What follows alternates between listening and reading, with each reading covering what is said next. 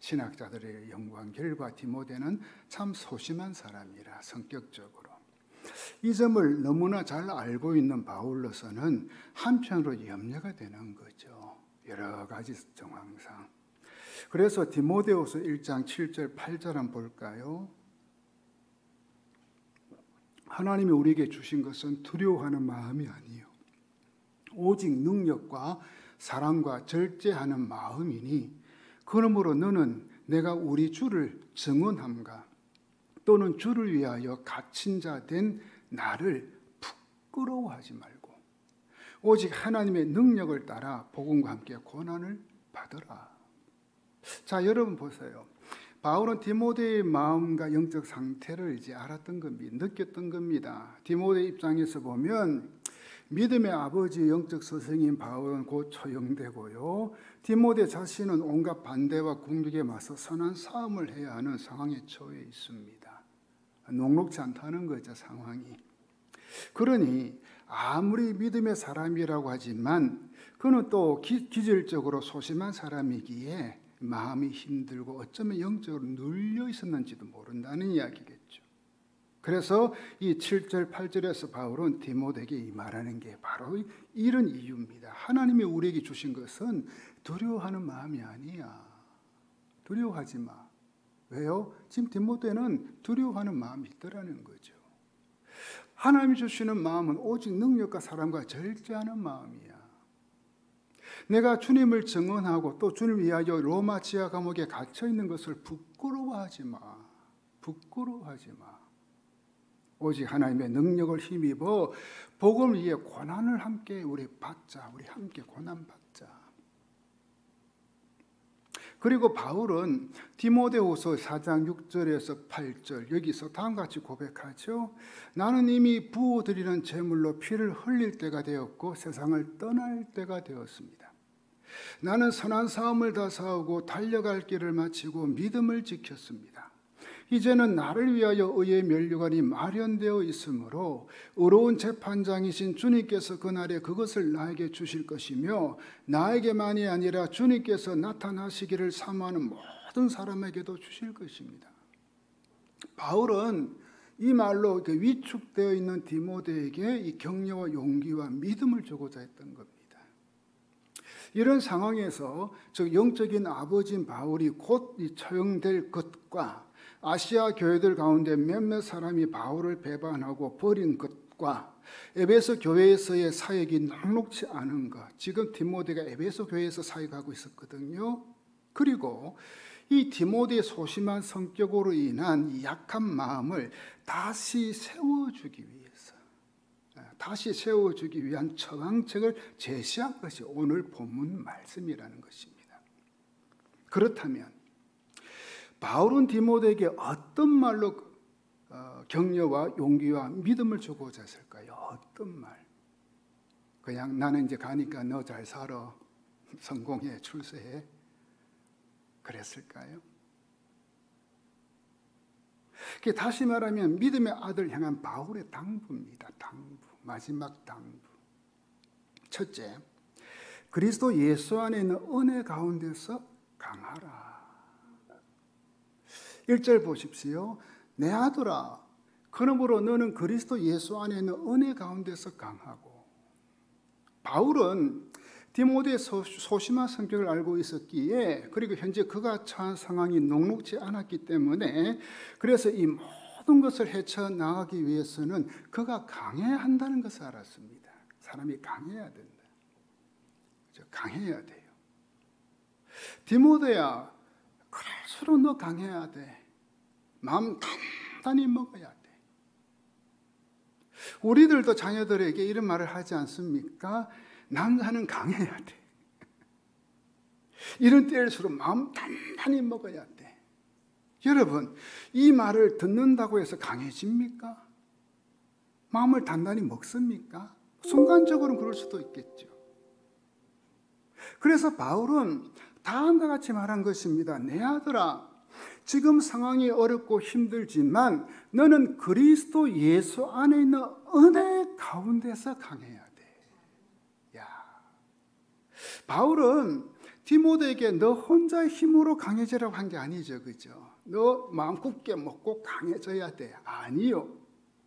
예수 안에 있는 은혜 가운데서 강해지라는 거예요. 우리는 구원의 문제에서 은혜에 의지해야 할 뿐 아니라, 그죠? 그러니까 구원받는 거 하나님 은혜잖아요.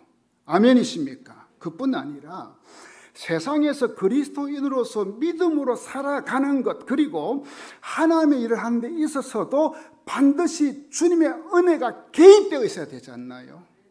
은혜 없이 되는 게 있나요? 은혜.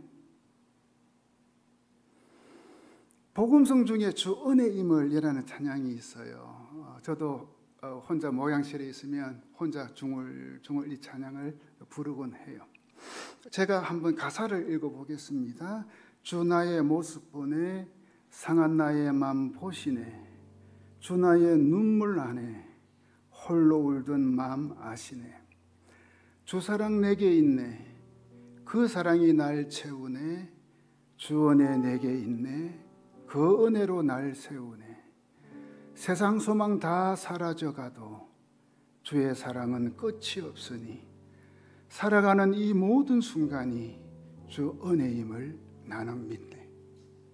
살아가는 이 모든 순간, 더구나 우리가 하나님 일을 할 적에 그때 하나님 은혜 없이 어떻게 감당할 수 있어요? 강해질 수가 없죠. 자, 우리가 이 찬양 한번 불러볼까요? 1절만.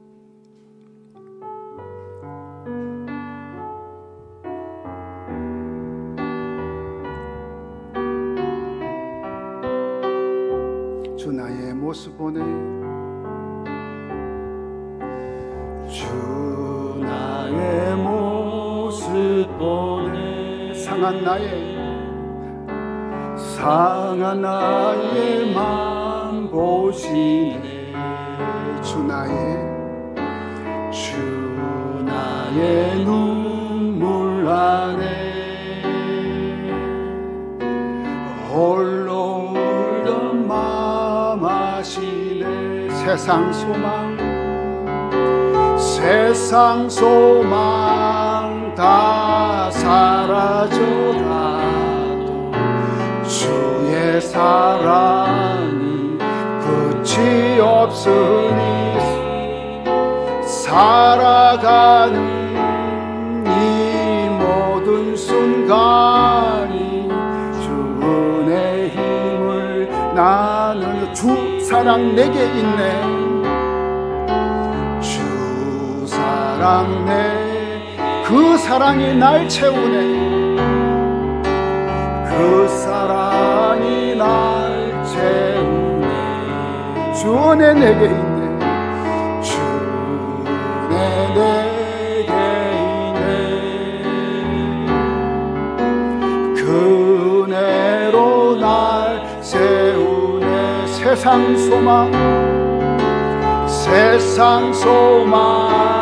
다 사라져가도 주의 사랑이 끝이 없으니 살아가는 이 모든 순간이 주 은혜 힘을 나는 믿네. 그래서 바울은 디모데에게 나의 사랑하는 아들 디모데야, 나의 사랑하는 아들 디모데야, 예수 그리스도의 은혜로 인해 강하고 담대하라. 예수 그리스도 안에 있는 은혜로 너 강해야 돼.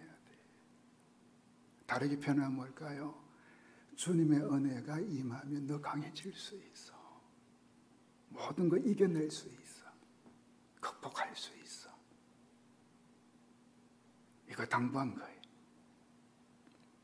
둘째, 말씀을 충성된 사람들에게 부탁하라는 것입니다. 2절 한번 보십시오. 또 네가 많은 증인 앞에서 내게 들은 바를 충성된 사람들에게 부탁하라. 그들이 또 다른 사람들을 가르칠 수 있으리라. 바울은 이 복음의 전달을 4가지 단계로 말을 하죠. 첫째 뭔가요? 복음은 그리스도가 바울에게 맡기신 거예요. 먼저 바울에게 맡겼어요. 둘째, 그리스도가 바울에게 맡기신 것을 이제 바울은 다시 디모데에게 맡겨요. 그죠? 디모데에게. 셋째, 디모데가 바울에게서 들은 것, 받은 것, 이걸 이제는 충성된 사람들에게 또 부탁해야 하는 거예요. 넷째, 충성된 사람 또 다른 사람에게 또 전달하는 거예요. 그 윌리엄 바커레이라고 유명한 이제 신학자 겸 저술가가 있어요.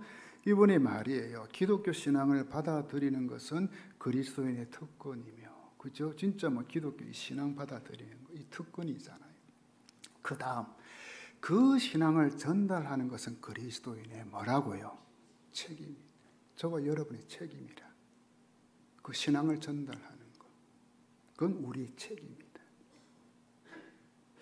제가 이제 안식일을 준비하면서 어디에 한번 갈 것인가 두고 기도를 했습니다. 가장 먼저 떠오른 것이 이제 모라비안 형제교회의 그 모체인 독일의 헤른후트라는 시골 마을이었어요. 이 헤른후트는 이제 그 체코하고 그 폴란드 국경 지역에 있는데, 그 전체 인구가 헤른후트 전체 인구는 한 6천 명 되고, 그 타운만 하면 한 1,000명 정도 되는 아주 작은 이제 시골 마을입니다. 그 약 300년 전인 1722년에 체코에서 박해로 인해 신앙의 자유를 찾아 이 헤른후트로 피시는 모라비안 성도들이 있었어요. 그때 이 진젠도르프 백작이 자신의 영지에 이제 정착하도록 도와주죠. 이렇게 하여 모라비안 공동체가 시작되었는데, 교회사에 있어서 지대한 영향을 미치게 됩니다. 이 모라비안 교회가. 그 감리교를 설립한 요한 웨슬레가요, 이 모라비안 이 교도들의 신앙을 이제 경험하고 회심해요. 그때 요한 웨슬레는 이제 배를 타고 영국에서 미국으로 집회를 가고 선교하러 갔거든요. 선교사로. 근데 풍랑이 일어난 배에서 이 모라비안 성도들이 전혀 요동하지 않고 찬양하고 기도하고, 얼굴은 뭡니까? 미소가 가득한 채. 자기는 뭡니까? 죽을까 봐 두려워하고 있었는데 충격을 받죠. 그때 요한 웨슬리가 진심으로 회심했다 고백했어요. 그리고는 영국으로 돌아가 감리교를 설립한 거예요. 그래서 이 헤른후트에 있는 모라비안 교회 가면 그 박물관에 진젠도르프 백작과 요한 웨슬레의 조각상이 있어요. 그만큼 알게 모르게 지대한 영향을 미치 많은 사람들한테. 여러분 그 누구죠? 그 5만 번 기도에 응답받은 분, 고아의 아버지 조지 뮬러 있죠. 이분도 다 여기 계열에 포함되어 있는 사람. 제가 이야기해 볼게요. 그런데 이 진젠도르프 백작에게 이 신앙적 영향을 준 분이 프랑케라는 분이에요. 이 프랑케는 할레 대학에서 교수로 가르치면서 이 경건주의 꽃을 피워요. 여기서 이제 경건주의가 나왔죠. 이 고아의 아버지자 5만 번 기도 응답을 받은 조지 물러가 바로 이 할레 대학에 다닐 때 회심해요. 회심. 그리고 한국 최초의 선교사인 귀출 라프 선교사도 바로 이 할레 대학 출신이에요. 그리고 프랑케에게 영향을 준 인물이 그 경건한 열망이라는 책으로 알려진 그 슈페너 혹은 스페너라는 분이에요. 그리고 이 스페너에게 영향을 준 인물이 요한 아른트입니다. 그러니까 이 모라비안 공동체가 탄생하여 지금까지 경건주의적 신앙으로 전 세계 교회에 영향을 주게 된 것을 보면요, 요한 아른트, 스페너, 프랑케, 진젠도르프 백작, 그리고 모라비안 형제들, 그리고 또 다른 그리스도인들에 의해 되어진 거예요. 뭐죠? 전달돼 있죠. 신앙의 전달. 마치 바울이 디모데에게, 디모데가 충성된 사람들에게, 충성된 사람들 또 다른 사람에게 복음을 전수해 준 것처럼 말이죠. 자, 이것을 우리 교회와 주일학교 가정에도 얼마든지 적용할 수 있겠죠. 주님 오실 때까지 주님 오실 때까지 계속 신앙을 전수해서 이어주는 교회가 되는 것. 유치부부터 청년부로 이어지는 이 주일학교, 신앙교육. 또 가정도 한 세대를 이어 또 다른 세대로 3대, 4대 계속해서 이어지는 신앙 계승, 전달. 이걸 당부한 거예요. 이걸. 한 세대에서 끊어지는 게 아니고 계속해서 그걸 이야기하는 거예요. 바울은 디모데에게 그리스도 예수 안에 있는 은혜 가운데서 강하고 담대하라 라는 것과 세대를 이어 복음을 전달할 걸 당부합니다. 그리고 하나님의 일꾼이 갖춰야 할 자세를 병사, 운동, 선수, 농부에 비유하여 설명합니다. 성경에 소개된 그리스도에 대한 명칭을 보면 매우 다양하죠. 주님의 제자, 그리스도의 대사, 세상의 빛과 소금, 왕 같은 제사장, 또 복음의 제사장, 우리 지난 수요일 날 말씀 들었죠. 또 예수의 증인, 하나님의 일꾼 등등. 그런데 왜 성경은 하나님은 예수 믿는 자들에게 이런 명칭을 붙여주신 것일까요? 왜? 그냥 그냥 단순하게 예수 믿는 사람, 그리스도인만 하면 될 텐데 왜 이런 여러 가지 명칭을? 여러분, 하나님은 우리가 그저 예수 믿고 구원받아 천국 가는 것만을 원하지 않으신다는 거예요. 그저 예수만 믿고 천국 가는 것, 이것만 원하지 않으십니다. 복음서와 사도행전에 보면 부활하신 예수님이 제자들에게 마지막으로 부탁한 말씀이 나오죠. 부탁이라는 표현보다는 명령이 더 정확한 표현이겠죠. 제가 수요 성령 집회 때도 이 성경 구절을 봤지만 또 한번 보겠습니다. 마태복음 28장 19절에서 20절. 그러므로 너희는 가서 모든 민족을 제자로 삼아 아버지와 아들과 성령의 이름으로 세례를 베푸고 내가 너희에게 분부한 모든 것을 가르쳐 지키게 하라. 뭡니까? 전수하라는 거. 볼지어다 내가 세상 끝날까지 너희와 항상 함께 있으리라 하시니라. 마가복음 16장 15절 16절. 또 이르시되 너희는 온 천하에 다니며 만민에게 복음을 전파하라. 믿고 세례를 받는 사람은 구원을 얻을 것이요 믿지 않는 사람은 정죄를 받으리라. 누가복음 24장 48절. 너희는 이 모든 일의 증인이라. 예수의 증인이라는 거예요. 사도행전 1장 8절. 너무 잘 아는 말씀이죠. 크게 한번 읽어봅니다. 시작. 오직 성령이 너희에게 임하시면 너희가 권능을 받고 예루살렘과 온 유대와 사마리아 땅끝까지 이르내 증인이 되리라 하시니라. 예수의 증인, 복음의 증인. 명령을 하셨어요. 너희 이거 증인 돼야 돼. 그러니까 이 말씀들에서 발견할 수 있는 것은 이것입니다. 그리스도인은 단순히 예수 믿고 주일에 교회 나와 예배드리다가 죽을 때 천국 가는 존재가 아니라는 이야기예요. 그런 존재가 아니에요. 하나님의 일꾼, 즉 예수님께서 우리에게 맡겨주신 이 복음을 전하는 일을 감당해야 되는 거예요. 여러분, 우리 예수 믿는 사람의 삶의 목적은 그저 이 땅에서 잘 사는 게 아니잖아요. 그죠? 어떤 사람 보니까 교회 와서 늘 기도하는 게 하나님 우리 좀 집 잘 되게 해주세요. 건강도 주시고 돈도 좀 주시고. 아이고, 예수 잘못 믿는 사람이지.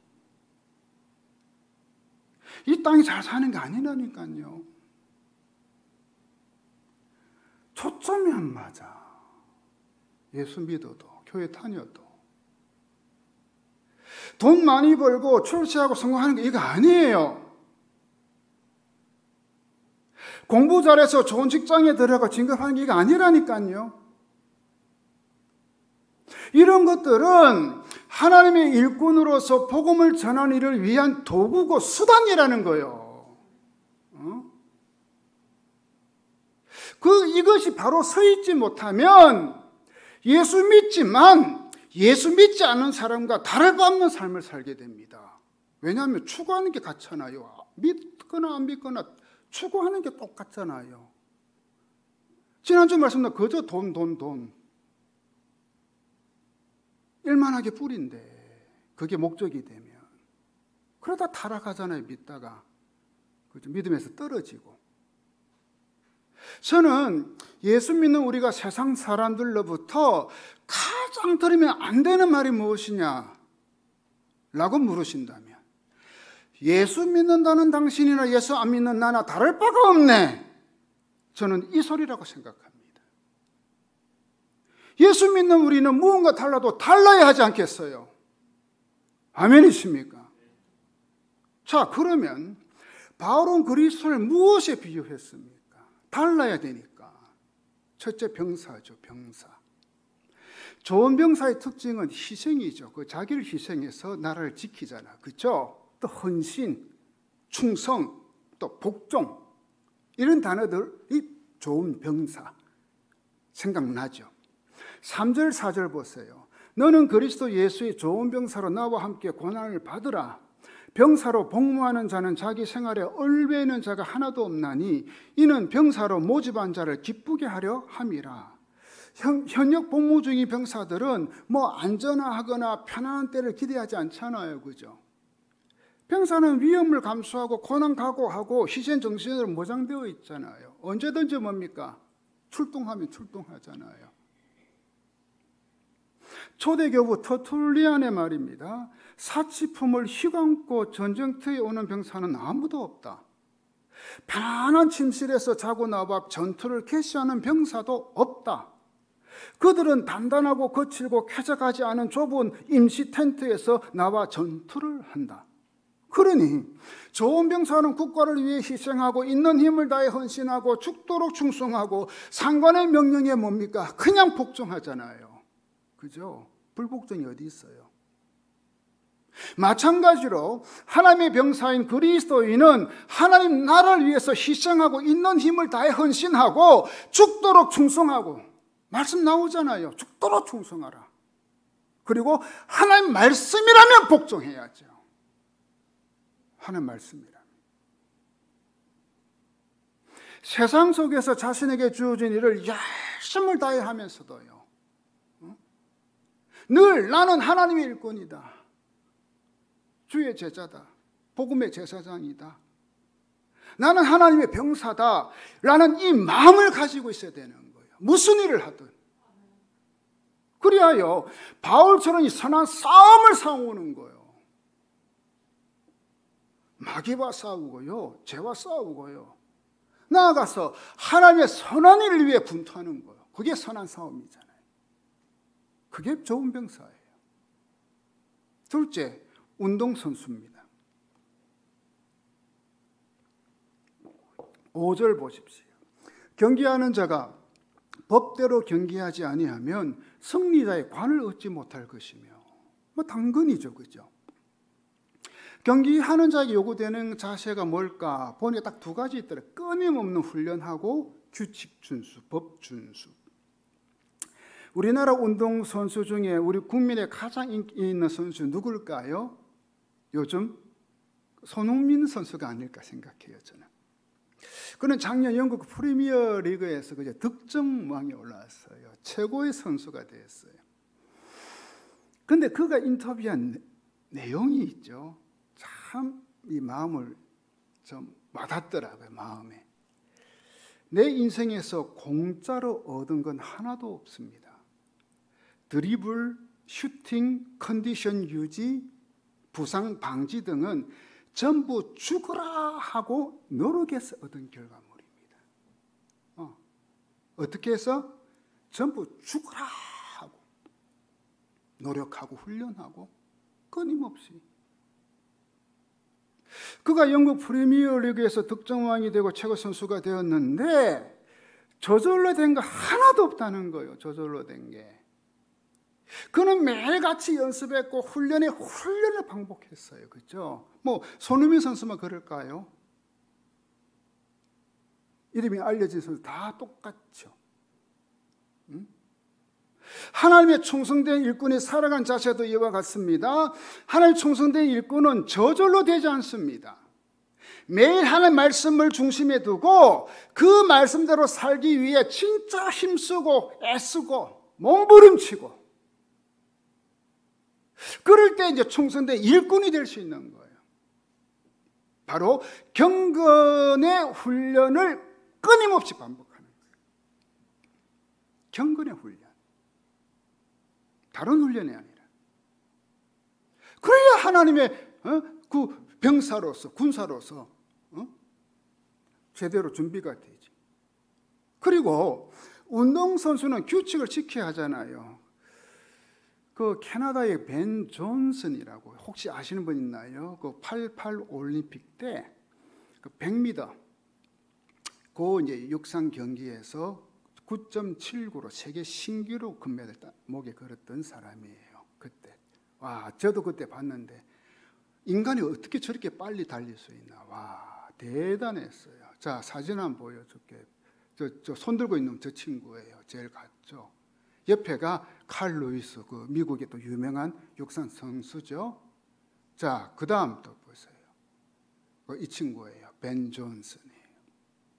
근데요, 3일 만에 약물 검사 결과 금지 약물 복용이 드러나서 금메달 박탈당해요. 불과 3일 만에 올림픽 영웅이죠. 그죠? 육상 100m에서 세계 신기록 세워 이 영웅이잖아요. 약쟁이로 추락해 버려요. 도망치듯 한국 땅을 빠져나가 버렸어요. 기록과 메달 모두 박탈되고 선수 자격 또한 2년간 정지당했어요. 이 사건은 88 서울 올림픽을 뒤흔든 가장 치욕적인 사건으로 세계 스포츠계에 큰 충격을 가져다 주었습니다. 이처럼 운동선수는 규칙을 지켜야 됩니다. 어떤 운동이든. 마찬가지로 하나님의 일꾼은 하나님의 말씀이란 규칙을 잘 지켜야 돼요. 운동선수가 규칙을 잘 지키며 경기에 임하는 것과 같이 하나님의 일꾼은 하나님의 말씀을 기준으로 하나님의 말씀대로 살아야 되는 거예요. 말씀대로. 그래서 하나님의 말씀이 삶의 기준과 규칙이 되게 하려면 어떻게 해야 돼? 말씀 읽고 듣고 배우고 묵상하고 이게 뭡니까? 그냥 반복해서 끊임없이 매일매일 이게 뭡니까? 훈련이 돼야 돼요. 그냥 뭐야? 생각나면 성경 한번 뒤지고 바쁘면 그냥 덮어버리고 아니죠. 그리고 이 말씀을 삶에 적용하며 말씀대로 살아가려고 진짜 몸부림쳐보는 그게 규칙을 지키는. 셋째, 농부입니다. 농부에게 요구되는 덕목은 수고와 인내, 즉 기다림이죠. 그죠? 6절 보세요. 수고하는 농부가 곡식을 먼저 받는 것이 마땅하니라. 이 자연만큼 정직한 거 없더라고요. 제가 보니까 자연만큼 정직한 거. 특별히 식물. 심은 대로 거둔다라는 말씀처럼 농부가 수고한 만큼 거두게 되는 거예요. 이게 자연 이치요. 그죠? 이게 뭐 자연에게만 해당될까? 우리에게도 똑같죠. 심은 대로 거둬요.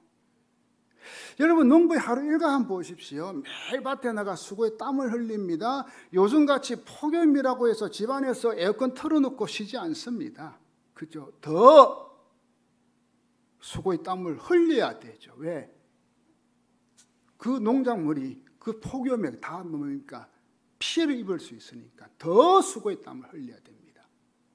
수고와 노력 그리고 이 성실은 농부에 있어서 요구되는 덕목이죠. 그리고 열매는 하루아침에 열리지 않잖아요. 인내하며 기다려야 돼요. 그죠?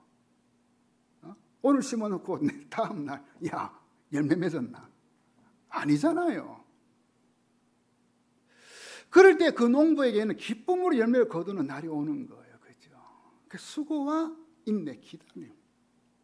시편 126편 5절 6절이죠. 눈물을 흘리며 씨를 뿌리는 자는 기쁨으로 거두리로다. 울며 씨를 뿌리러 나가는 자는 반드시 기쁨으로 그 곡식단을 가지고 돌아오리로다. 근데 요즘 보니까 이렇게 눈물도 안 흘리고 울지도 않고 그렇게 씨도 그렇게 안 뿌리고 그저 뭐 거두기만 원하는 심보, 도둑놈 심보지. 한탕주의. 특히 요즘 젊은이들 조심해야 돼요. 정말 이 말씀 명심해야 돼요. 특별히 청년들, 불로소득 경계해야 돼요. 정말 성실하게 부지런하게 자기의 주어진 일 해야 돼요. 묵묵히. 그럼 누가 도와줘? 하나님도 안 도와줘. 그렇게 농땡이 치고 불로소득이나 바라고 한탕이나 바라고 뭐 어떻게 되겠지. 어떻게 되긴 어떻게 돼. 망하지.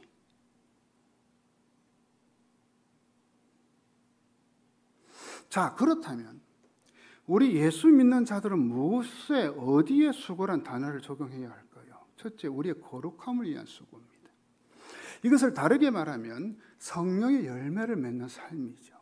성령의 열매는 예수님을 담는 성품입니다. 그렇기에 우리는 거룩함을 위해 날마다 수고해야 돼요. 존 라이언은 그의 책 거룩함에서 다음과 같이 말합니다. 잘 들어보세요. 나는 고통 없이는 영적 유익이 없다는 나의 믿음을 절대 피하지 않고 선포할 것이다. 고통 없이. 성경 읽기, 기도하기, 주일 성수하기 등에 대해 부지런하지 않으면서 많은 거룩함을 이루기를 기대하느니 차라리 농부가 밭에 씨를 뿌리는 것으로 만족하고 추수 때까지 전혀 돌보지 않으면서 농사에 성공하기를 기대하는 편이 나을 것이다. 어떻게 내가 하나님을 닮아서 거룩하게 될 수 있냐? 아니, 그지, 말씀, 기도, 예배 등등, 그죠? 이거 경건 생활, 이거 안 하고 어떻게 돼? 그 도둑놈이지. 둘째, 영혼 구원을 위한 수고입니다. 여러분, 교회가 성도가 가만히 있으면 불신자들이 예수 믿겠다고 하면서 그냥 교회에 옵니까 스스로? 그럴 수도 있겠죠. 누군가의 복음 전도를 받고 예수 믿게 되는 거 아닌가요? 이 과정에서 요구되는 것이 수고입니다. 그 영혼의 추수를 위해 계속 기도하며 인내하는 거죠. 틈만 나면 만나고 대접하며 전도하는 수고를 하는 것입니다. 기다리면서. 천국에 가신 그 박말순 권사님 말씀 제가 생각이 나요. 목사님, 한 장 안 쓰고 어떻게 전도합니까? 이 권사님은 넉넉한 형편이 아니었지만 영혼 구원을 위해서 한 장을 써야 된다는 거예요. 한 장이 얼마인 줄 알아서 그 당시에 자기는 10만 원을 정하셨더라고요. 그런데 여러분, 어디 이분이 한 장만 썼겠어요? 온갖 수고를 다 하죠. 그러니 우리가 어디에 수고를 해야 돼요? 나의 거룩함을 위해서, 그리고 뭡니까? 영혼 구원을 위해서. 그러니 병사는 최후의 승리라는 목적을 위해 이 희생과 헌신과 충성과 복종하는 겁니다. 운동선수는 승리의 면류관이라는 목적을 위해 끊임없는 훈련과 규칙을 철저히 지키며 경기하는 것입니다. 그리고 농부는 추수라는 목적을 위해 수고와 인내, 즉 기다림의 덕목을 간직하는 것입니다. 우리 그리스도인도 마찬가지입니다. 사도 바울의 마지막 고백을 보십시오. 나는 이미 부어드리는 제물로 피를 흘릴 때가 되었고 세상을 떠날 때가 되었습니다. 나는 선한 삶을 다 싸우고 달려갈 길을 마치고 믿음을 지켰습니다. 이제는 나를 위하여 의의 면류관이 마련되어 있으므로 의로운 재판장이신 주님께서 그날에 그것을 나에게 주실 것이며 나에게만이 아니라 주님께서 나타나시기를 사모하는 모든 사람에게도 주실 것입니다. 우리 그리스도인의 삶은 그런 목표물이 없는 삶이 아닙니다. 그리고 무의미한 노력도 아닙니다. 언제나 어딘가를 향해서 가는 거죠. 어디를 향해서? 그리스도인에게는 의심의 여지 없이 인생의 종말에는 천국의 기쁨이 온다. 저는 분명히 믿습니다. 그렇기에 수고함이 많으면 많을수록 기쁨도 더 커지겠죠. 이 사실을 너무나도 분명하게 알고 있는 바울은 믿음의 아들 디모데에게 당부합니다. 디모데후서 2장 15절 같이 읽어봅니다. 너는 진리의 말씀을 옳게 분별하며 하나님께 부끄러울 것이 없는 일꾼으로 인정받아 자신을 하나님께 드리도록 힘써라. 왜? 이걸 알기 때문에, 믿기 때문에. 사랑하는 여러분, 여러분 어떻게 살다가 천국 가시렵니까? 어떻게 예수 믿다가 주님을 만나시겠습니까? 여러분의 자녀와 손자, 손녀 그리고 함께 신앙생활을 한 믿음의 후배들에게 어떤 말을 남기고 싶습니까? 기도하겠습니다.